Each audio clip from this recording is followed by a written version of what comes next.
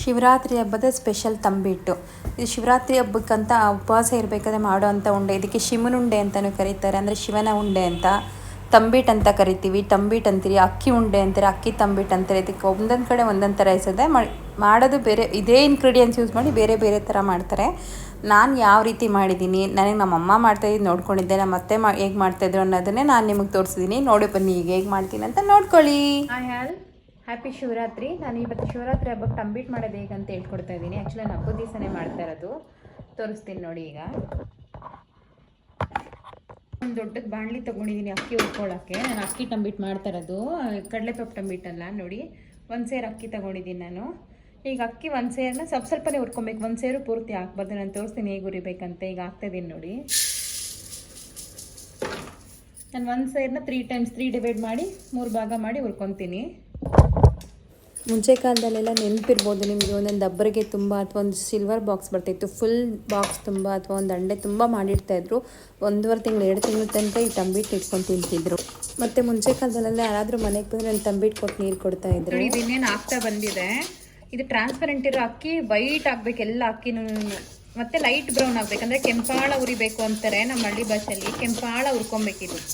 ಕೆಂಪಾಳ ಅಂದರೆ full brown ಮಾಡಬೇಡಿ, light brown. ನೋಡಿ ಇದನ್ನೇನು ಆಗ್ತಾ ಬಂತು ನೋಡಿ. ಈ ಥರ ಇರೋ ಅಕ್ಕಿ ಈ ಥರ ಆಗೋ ತನಕ ಉರಿಬೇಕು.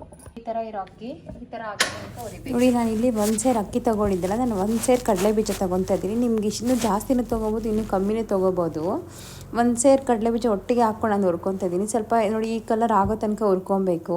ಇದು ಆರದ್ಮೇಲೆ ಸಿಪ್ಪೆ ಸುಳ್ಕೊಬೇಕು. ನಾನು ಒಂದು ಮರದಲ್ಲಿ ಆರಕ್ಕಂತ ಹಾಕಿದ್ದೀನಿ. ನೋಡಿ, ಇಲ್ಲಿ 1/4 kg ಬಿಳಿ ಎಳ್ಳು ತೊಗೊಂಡಿದ್ದೀನಿ. ಬಿಳಿ ಎಳ್ಳು ಕೂಡ ಚೆನ್ನಾಗಿ ಹುರ್ಕೊಬೇಕು. ಅದು ಪಟ ಅಂತ ಸಿಟ್ಟಬೇಕು, ಅಂದರೆ ಗಮ್ ಅಂತ ಬರಬೇಕು, ಮತ್ತು ಪಟ ಅಂತ ಸೌಂಡ್ ಬರಬೇಕು. ಆಗ ಎಳ್ಳು ಹುರ್ತಿದ್ದಾಗಿದೆ ಅಂತ ಅರ್ಥ.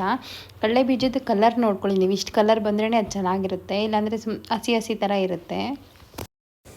ನಾನು ಸ್ಕೂಲಲ್ಲಿ ಇರಬೇಕಾದ್ರೆ ಈ ತಂಬಿಟ್ಟನ್ನ ಬ್ಯಾಗಲ್ಲಿ ಇಟ್ಕೊಂಡು ಹೋಗಿದ್ದು ನೆನಪಿದೆ. ಮತ್ತು ಯಾರ ಮನೇಲಿ ಈ ಪದ್ಧತಿ ಇಲ್ಲ ನೋಡಿ, ನನ್ನ ಫ್ರೆಂಡ್ಸ್ ಮನೇಲಿ ಅವ್ರಿಗೂ ಕೂಡ ತೊಗೊಂಡೋಗಿ ಕೊಟ್ಟಿದ್ದೀನಿ. ನಾನು ಈ ತಂಬಿಟ್ಟು ಮಾಡ್ತಾ ಅದು ಕೂಡ ಒಂದು ನೆನಪಾಯಿತು.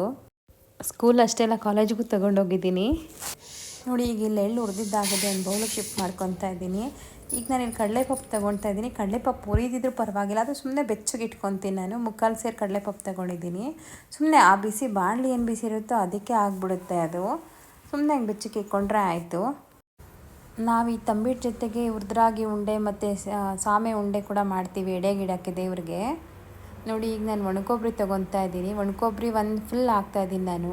ಫುಲ್ ಇದು ಗ್ರೇಟ್ ಮಾಡ್ಕೊಬೇಕಂದ್ರೆ ತುರ್ಕೊಬೇಕು. ನೋಡಿ, ಅಕ್ಕಿ ಹುರಿದಿಕ್ಕಿದ್ದೀನಿ. ಇದನ್ನು ನಾನು ಮಿಲ್ಲಿಗೆ ಕಳಿಸ್ತೀನಿ, ಅಂದರೆ ಮಿಷಿನಿಗೆ ಕಳಿಸಿ ಪುಡಿ ಮಾಡಿಸ್ಕೊತೀವಿ. ಮಿಕ್ಸಿಲಿ ಮಾಡ್ಕೊಳ್ಳಲ್ಲ, ಬೇಕಿದ್ರೆ ನೀವು ಮಿಕ್ಸಿಲೂ ಮಾಡ್ಕೊಬೋದು.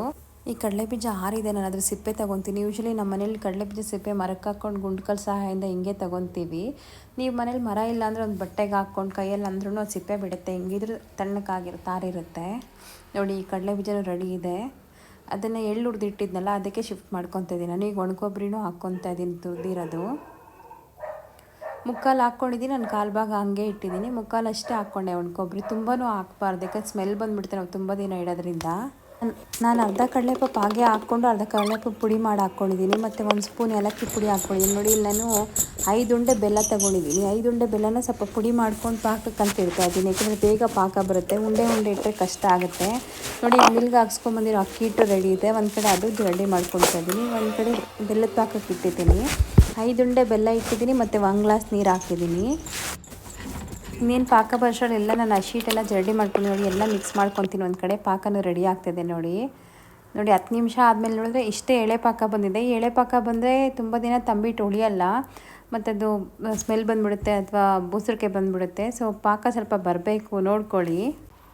ಬೇಸಿಗೆಯಲ್ಲಿ ಶಿವರಾತ್ರಿಯಲ್ಲಿ ಏನಕ್ಕೆ ಈ ಥರ ತಂಬಿಟ್ಟು ಮಾಡ್ತಾರೆ ಅಂದರೆ ಸೈಂಟಿಫಿಕ್ ರೀಸನ್ ಕೂಡ. ಬೆಲ್ಲ ಹಾಕಿ ಮಾಡೋದ್ರಿಂದ ಇವಾಗ ತುಂಬ ಬಾಯಾರಿಕೆ ಆಗ್ತಾ ಇರುತ್ತೆ. ಅಂಥವ್ರಿಗೆ ಹಳೆ ಕಾಲದಲ್ಲಿ ಏನು ಮಾಡ್ತಾಯಿದ್ರು, ಒಂದು ಚೂರು ಬೆಲ್ಲ ಕೊಟ್ಟು ನೀರು ಕೊಡ್ತಾಯಿದ್ರು. ಸೊ ತಂಬಿಟ್ಟು ಕೊಟ್ಟರೆ ಅದರಲ್ಲಿ ಎಲ್ಲ ಇರುತ್ತಲ್ವಾ, ಅದಕ್ಕೋಸ್ಕರ. ನೋಡಿ, ಈಗ ನಾನು ಪಾಕ ಮಾಡಿ ಇಟ್ಕೊಂಡಿದ್ದೀನಿ.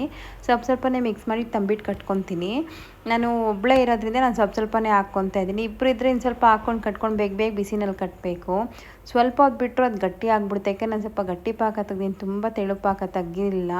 ನೋಡಿ ನಾನು ಯಾವ ರೀತಿ ತಂಬಿಟ್ಟು ಕಟ್ತೀನಿ ಅಂತ ನೋಡ್ಕೊಳ್ಳಿ. ಯೂಶ್ವಲಿ ನಮ್ಮಮ್ಮ ಇದೇ ರೀತಿ ಮಾಡ್ತಾಯಿದ್ರು, ನಾನು ಇದೇ ರೀತಿ ಮಾಡ್ತೀನಿ. ಕೆಲವು ಪಾಕದಲ್ಲೇ ಫುಲ್ ಕರೆಕ್ಟ್ ಅಳತೆ ಗೊತ್ತಿರಬೇಕು ಆ ಥರ ಮಾಡೋಕ್ಕೆ. ಪಾಕ ಇಟ್ಟಿರ್ತಾರಲ್ಲ, ಪಾಕ ಬಂದಿದ್ದಾದಮೇಲೆ ಈ ಮಿಕ್ಸಿಂಗ್ ಮಾಡಿರೋಂಥಾಗ ಅಕ್ಕಿ ಹಿಟ್ಟು, ಕಡಲೆ ಬೀಜ, ಕಡಲೆಪಪ್ಪು ಇದೇನಿದೆ ಎಲ್ಲ ಪಾತ್ರೆಗೆ ಹಾಕ್ಬಿಟ್ಟು ಮುದ್ದೆ ಕೊಲಸಾಯಿಂದ ತಿರುಗಿಸ್ಕೊಟ್ಟು ಉಂಡೆಗಳು ಕಟ್ತಾರೆ.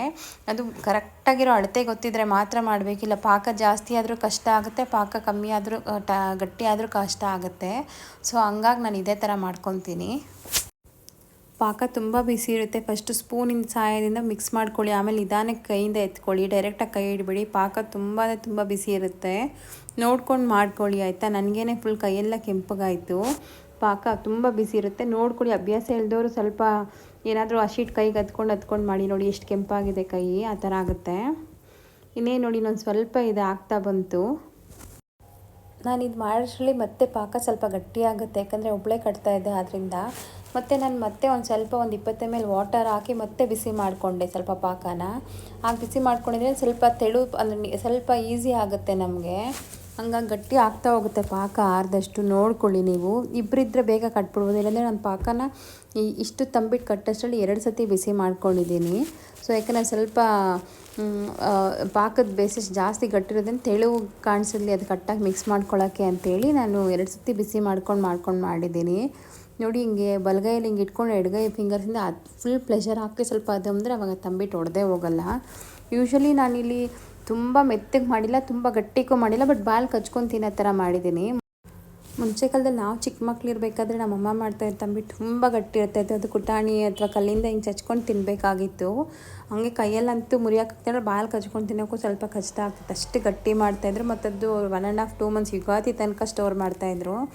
ಈಗ ಮತ್ತು ಈ ಶಿವರಾತ್ರಿನಲ್ಲಿ ಏನಕ್ಕೆ ತಂಬಿಟ್ಟು ಮಾಡ್ತಾರೆ ಬೆಲ್ಲ ಹಾಕಿ ಅಂತಂದರೆ, ಮುಂಚೆ ಕಾಲದಲ್ಲಿ ಏನು ಮಾಡ್ತಾಯಿದ್ರು, ಯಾರಾದರೂ ಟಯರ್ಡ್ ಆಗಿ ಅಥವಾ ದಣಿದು ಅಂತ ಹೇಳ್ತಾರೆ, ಬೇಸಿಗೆನಲ್ಲಿ ಬಂದರೆ ಅವ್ರಿಗೆ ಒಂದು ತುಂಡು ಬೆಲ್ಲ ಕೊಟ್ಟು ಒಂದು ಚಮ್ ನೀರು ಕೊಡ್ತಾಯಿದ್ರು ಕುಡಿಯೋಕ್ಕೆ. ಸೊ ಬೆಲ್ಲನೇ ಡೈರೆಕ್ಟಾಗಿ ತಿನ್ನೋದ್ರಿಂದ ಇದ್ರಲ್ಲಿ ಕಡಲೆ ಬೀಜ, ಕಡಲೆಪಪ್ಪು ಮತ್ತು ಎಳ್ಳು ಇದೆಲ್ಲ ಸ್ವಲ್ಪ ವಿಟಮಿನ್ಸು ಅದು ಇದು ನಮ್ಮ ಬಾಡಿಗೆ ಸೇರೋದ್ರಿಂದ, ಪ್ರೋಟೀನ್ಸ್ ಇರೋದ್ರಿಂದ. ಅಕ್ಕಿನೂ ಅಷ್ಟೇ ಕಾರ್ಬೋಹೈಡ್ರೇಟ್ ಅದು ಹುರಿದಿದ್ದಾರಲ್ಲ ಇನ್ನೂ ಚೆನ್ನಾಗಿರುತ್ತೆ. ಸೊ ಒಂದು ತಂಬಿಟ್ಟು ಕೊಟ್ಬಿಟ್ಟು ಯಾರಾದರೂ ಮನೆಗೆ ಬಂದಾಗೆ ತಗೋಪ್ಪ ಒಂದು ತಂಬಿಟ್ಟು ತಿನ್ನು ಅಥವಾ ಏನೋ ಒಂದು ಹಂಗೆ ಹೇಳ್ಬಿಟ್ಟು ನೀರು ಕೊಡ್ತಾಯಿದ್ರು. ಸೊ ಅವ್ರಿಗೆ ಹೊಟ್ಟೆನೂ ತುಂಬ್ತಾಯಿತ್ತು, ಬಾಯಾರಿಕೆನೂ ನೀಗ್ತಾಯಿತ್ತು. ಸೊ ಆ ಕಾನ್ಸೆಪ್ಟಲ್ಲಿ ಸೈಂಟಿಫಿಕ್ಕಾಗಿ ನೋಡೋಕೆ ಹೋದರೆ ಯಾವ್ಯಾವ ಕಾಲಕ್ಕೆ ಏನೇನು ತಿಂಡಿ ತಿನ್ನಬೇಕಂತ ಹಳೆ ಕಾಲದಲ್ಲೇ ಅದೆಲ್ಲ ಪದ್ಧತಿಗೆ ಬಂದುಬಿಟ್ಟಿತ್ತು. ಸೊ ನಾವು ಅದನ್ನು ನಮ್ಮ ಸಂಪ್ರದಾಯ, ನಮ್ಮ ಪದ್ಧತಿ ಅಂತ ಫಾಲೋ ಮಾಡ್ತೀವಿ. ಬಟ್ ಅದರಲ್ಲೂ ಸೈಂಟಿಫಿಕ್ ರೀಸನ್ ಇದೆ. ದಯವಿಟ್ಟು ಯಾರ ಮನೇಲಿ ಆ ಪದ್ಧತಿ ಇದೆಯೋ ಇದೇ ಥರ ಮಾಡ್ಕೊಳ್ಳಿ. ಪದ್ಧತಿ ಇಲ್ಲದಿರೋ ಹಬ್ಬ ಆದಮೇಲೆ ಮಾಡ್ಕೊಳ್ಳಿ. ನೋಡಿ ನಾನು ಈಸಿ ವೇನಲ್ಲಿ ತೋರಿಸಿದ್ದೀನಿ, ಮಾಡ್ಕೊಂಡು ತಿನ್ನಿ. ಹೇಗೆ ಬಂತು, ನಿಮ್ಗೆ ಕರೆಕ್ಟಾಗಿ ಬಂತಾ ಅಂತ ಕಮೆಂಟ್ ಬಾಕ್ಸಲ್ಲಿ ತಿಳಿಸಿ. ನೋಡಿ ಈಗ 1 ಸೇರು ಅಕ್ಕಿ ತಂಬಿಟ್ಟು ಮಾಡಿದ್ದಾಯಿತು. ನನಗಿನ್ನೂ ಅರ್ಧ ಉಂಡೆಷ್ಟು ಪಾಕ ಮಿಕ್ಕಿದೆ. ನೋಡಿ ಇದು ಫುಲ್ ನಾನು ಮೇಲೆಯಿಂದ ಹಿಂಗೆ ಆಗ್ತಾಯಿದ್ರು ಒಡೆದೋಗ್ತಾ ಇಲ್ಲ, ಅಷ್ಟು ಗಟ್ಟಿ ಇದೆ. ನಾನು ಈ ಥರ ಮಾಡಿದ್ದೀನಿ. ನಿಮ್ಗೆ ಇಷ್ಟು ಗಟ್ಟಿ ಬೇಡ ಅಂದರೆ ಪಾಕ ಇನ್ನು ಸ್ವಲ್ಪ ಎಳೆ ಪಾಕ ತಕ್ಕೋಬೋದು. ಅಥವಾ ನಾನು ನೆಕ್ಸ್ಟ್ ಟೈಮ್ ಅದನ್ನು ತೋರಿಸ್ತೀನಿ. 4-5 ಥರ ತಂಬಿಟ್ಟು ಮಾಡ್ತಾರೆ. ಮತ್ತು ನಿಮಗೆ ಸಾಫ್ಟಾಗಿ ಮಾಡ್ಕೊಂಡು ತಂಬಿಟ್ಟು ಬೇಕಂದರೆ ಕಮೆಂಟ್ ಬಾಕ್ಸಲ್ಲಿ ತಿಳಿಸಿ, ನಾನು ಅದು ಕೂಡ ತೋರಿಸ್ತೀನಿ ಯಾವ ರೀತಿ ಮಾಡೋದು. ನಿಮಗೆ ನಾನು ಮಾಡಿದ ವಿಧಾನ ಇಷ್ಟ ಆದರೆ ಲೈಕ್ ಮಾಡಿ. Thank you.